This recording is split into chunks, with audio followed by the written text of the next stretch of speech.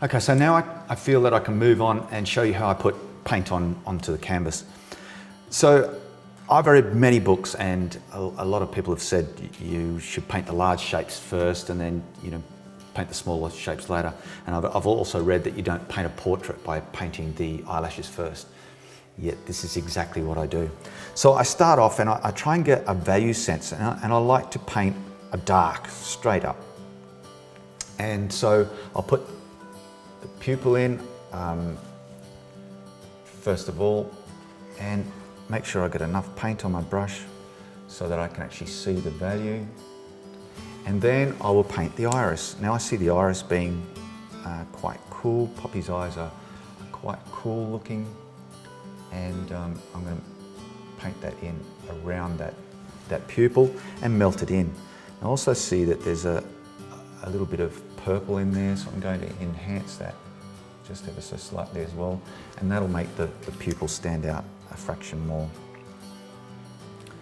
Now the reason I'm painting the darks first is so that I get a value sense. I've got to get my eye into seeing the darkest dark and against the lightest light, which is the canvas. So I'm trying to get a feel for my values at the moment. And then I see that the iris gets dark on the outside, so I'm going to paint that in now and link them in together. And then I can lighten up as I can adjust by lightening up.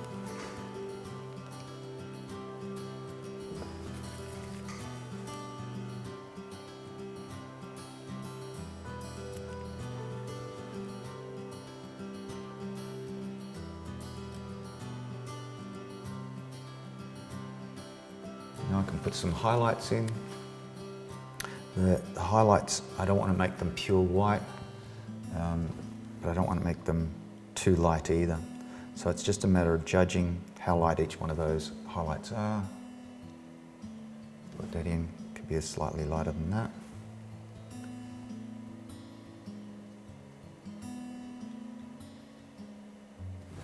Okay, and then I go out to the whites of her eyes.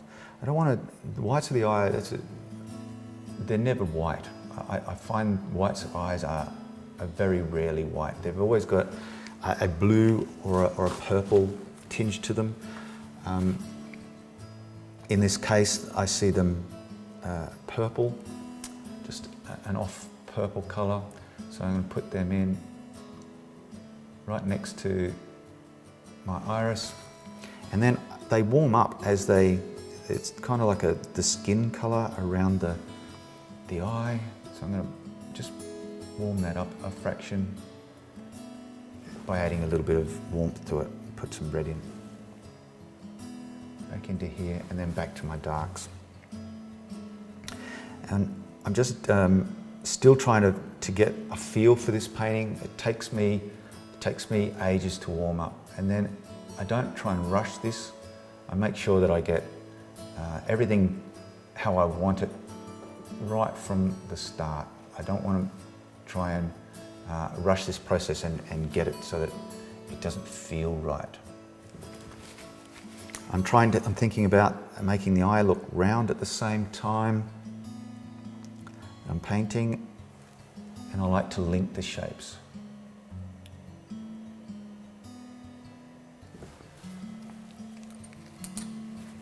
There's some skin colour. Now I can start to get a warm and cool register happening. Lovely skin colour that comes in here and cuts this eye out. And I look at it and think, okay, I think I went way too warm. So I adjust it as I go. I don't leave it.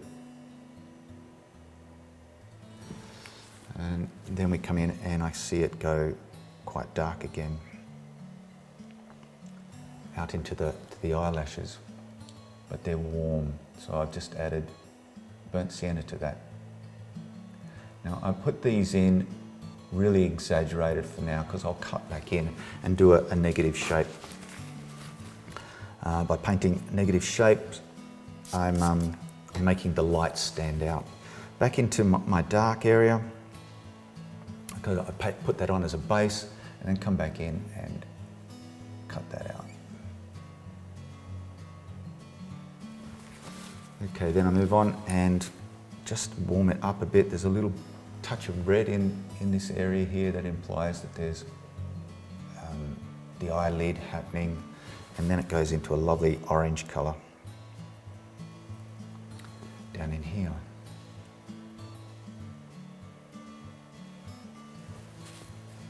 And I can lighten that area up a bit.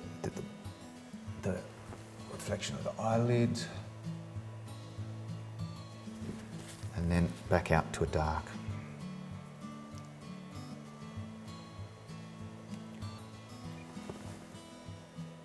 And you can see that I'm really relying on my pencil lines at this stage. I went to all that trouble to take the time to draw all these shapes, so I'm using them as a guide as to what to paint.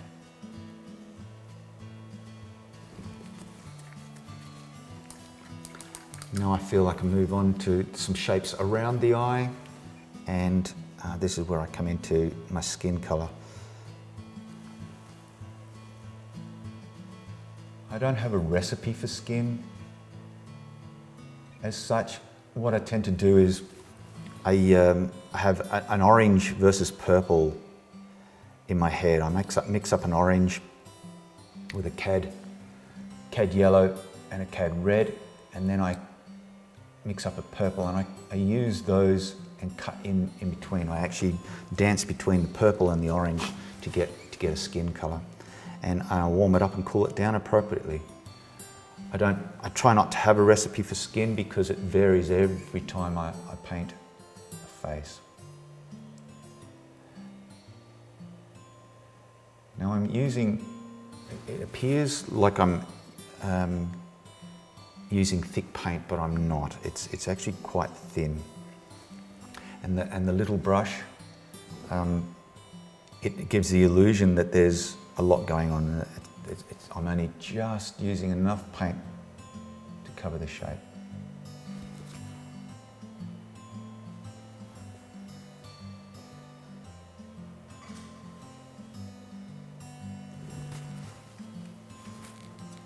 I'm constantly spraying my mixes because I think that's the secrets with keeping your acrylics nice and wet, is that it you spray it, keep the spray happening with the retarder in it, and that makes it, the paint mixes, I can work them, it keeps them open.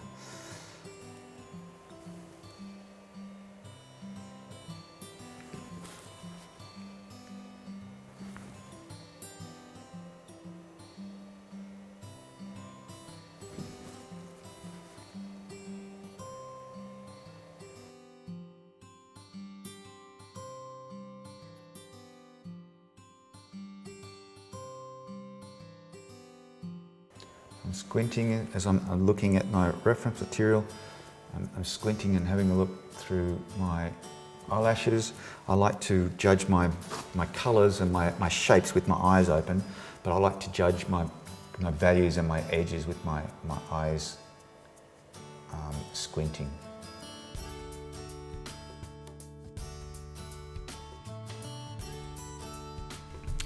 When I paint, I'm just painting patches of colour. These patches of colour are laid down one piece at a time, not only as a way to control my tones and create the illusion of form, but also to make the end result look painterly.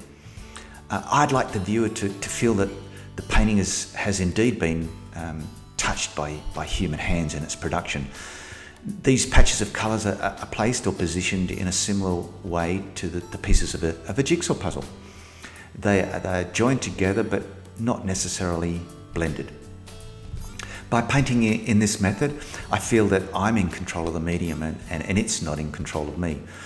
The drying time for acrylics is so much faster than oils, and this is the challenging part of painting with this medium. You no longer have days to adjust tones or edges, but mere minutes. So some fancy dancing has to be done in order to adjust a patch of colour in time. I love that African proverb, no smooth seas do not make a skillful sailor. By painting these small patches of colours, I can control the time needed to adjust the value, colour, shape, and most importantly, the edge of each of these small patches. If I can paint each individual piece of the painting and get it right, to my eye, then at the end of the painting process, the whole painting will just have to be right.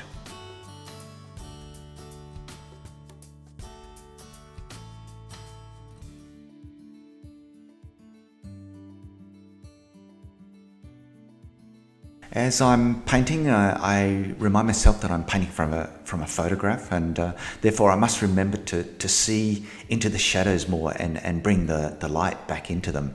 I remind myself that if I need something to appear as if it's receding, it must lighten. I must cool it down, and I must make the edges softer.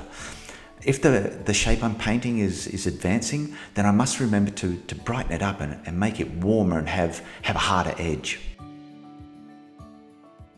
I then simply progress through the painting in this way, one shape at a time, and eventually the item will appear.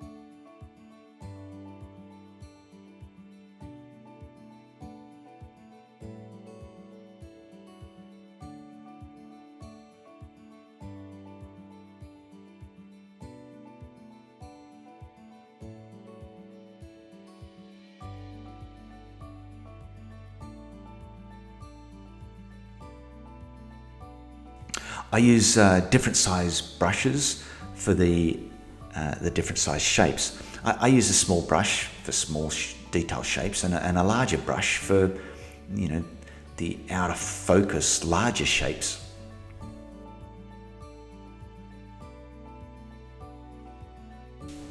If I need to link a patch of colour, what I tend to do is use a transitional value rather than blending it or feathering it, and what I try and do is I try and get the patch of colour right the very first time, so that I can avoid the task of matching a tone at a later stage. It was a lot easier to match a tone at a later date when using oil paints, because there was no colour shift from when the paint is wet to when the paint's dry. But this is not the case for most acrylic paints. They tend to dry a darker shade due to the binder being creamy when it's wet and then drying transparent. But by using a brand of paints with minimal colour shift from wet to dry is very valuable benefit for me when I'm painting using acrylics.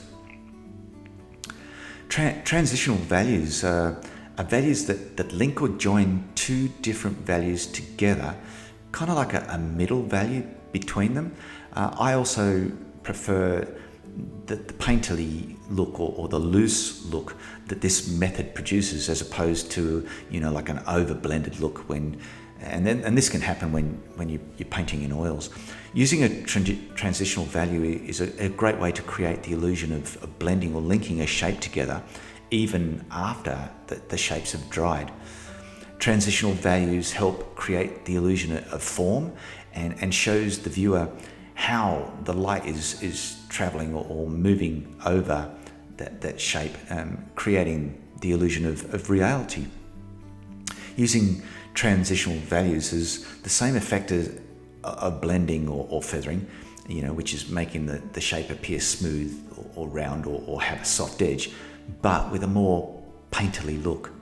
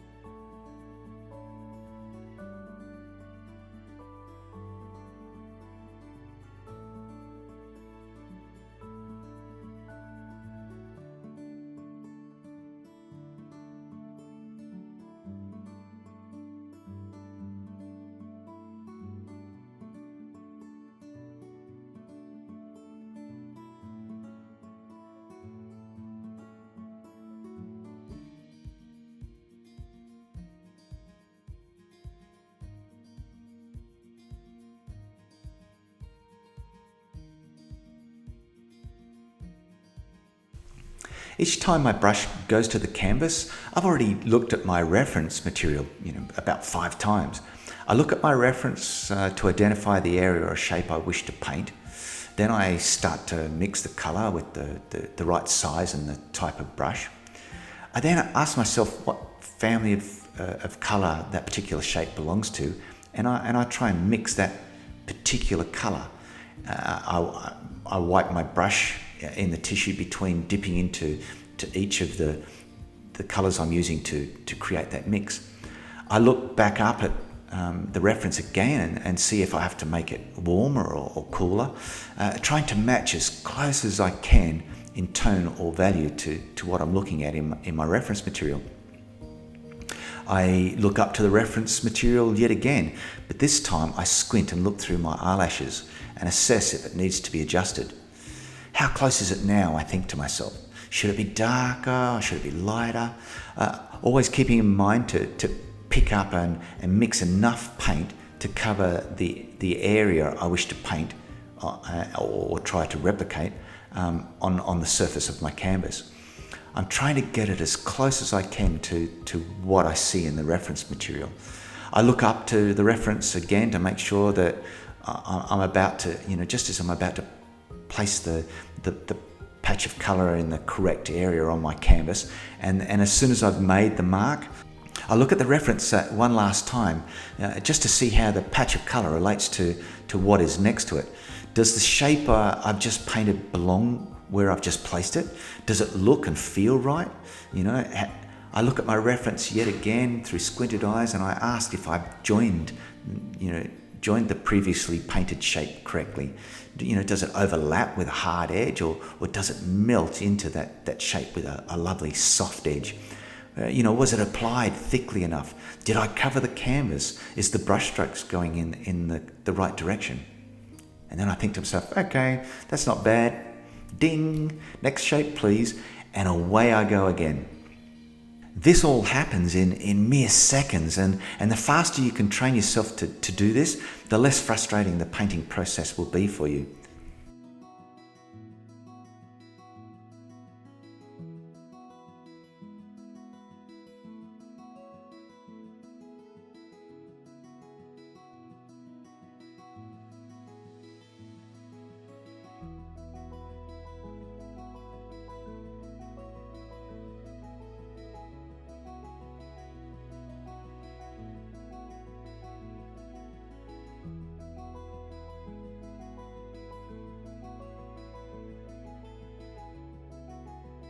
You can see when I'm painting, I rely on my drawing to show me where each patch of colour is to be placed. This is an essential part of the way I paint. As all the measurements and the placements have already been taken care of, I can concentrate on mixing the colours correctly. Indeed, this means that sometimes I go a little bit into robot mode while I'm painting. I place an equal amount of energy into each and every shape, and I pay particular attention to the way that these shapes are joined or relate to each other. I try to look for at least one soft edge on every shape. This attention helps me to identify where the joins or the links between the shapes occur. I remind myself again that I'm painting using photographic reference and that a camera tends to put a lot of areas into focus, which means that there are a lot more hard edges evident than there may have been if I was painting from life. I must consciously adjust the areas I'd like to be less important by giving those shapes soft edges and making them appear out of focus. Again, these edges help give that painterly look to my work and make it look more oil-like.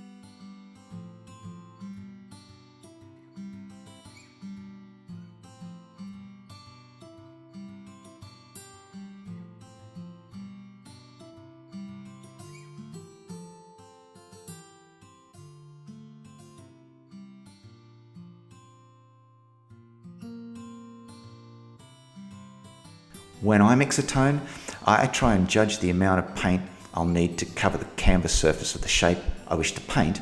And as long as it covers the white of the canvas, I don't worry really how thick the application is.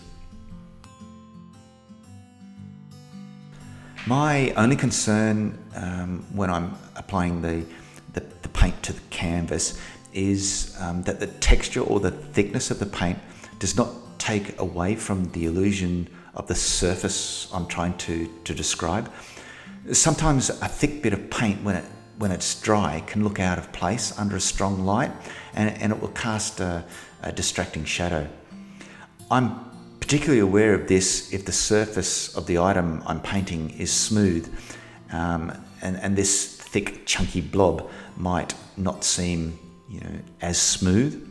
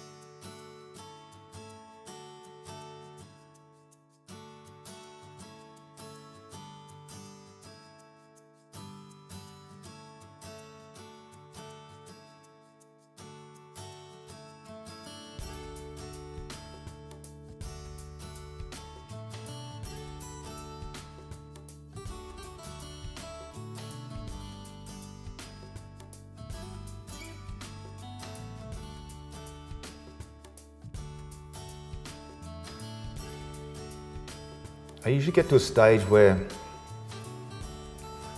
I'm happy with it, and I don't want to go too much further because you get really quite tired. So I get to a stage where I'm happy with it, and I want to stop. So what I do is I clean my brushes, and this is the same routine every single day. I then clean my brushes. I put them into the holder so that the air can dry the brushes, and they retain their natural form. I don't actually clean this up now. I leave it. You can see the palette is a mess. But what I do is I retain those paints. So I have a lovely storage device called a palette garage. And basically it's a humidity crib. It's a tube, plastic tube. It's got sponges in the end caps. And I just take off where my paints were sitting on this L-shaped support and insert, put it into my tube, and I put the cap on. Now this will keep my paints moist and workable for weeks. They'll be exactly like that tomorrow morning when I come in, and this one single piece of equipment has made painting in acrylics so similar to painting in oils. No longer do I have the dried blobs of paint, and I don't have to scrape off. I'm not wasting paint. So it's actually not only saving me time, but saving me money. I love this, it's brilliant. I then take off my gloves and I'll leave that. I don't touch that. Tomorrow morning when I come in, first thing I'll do is I'll spray that and we'll clean that off. And yeah, leave it on a good note. All right, tomorrow morning.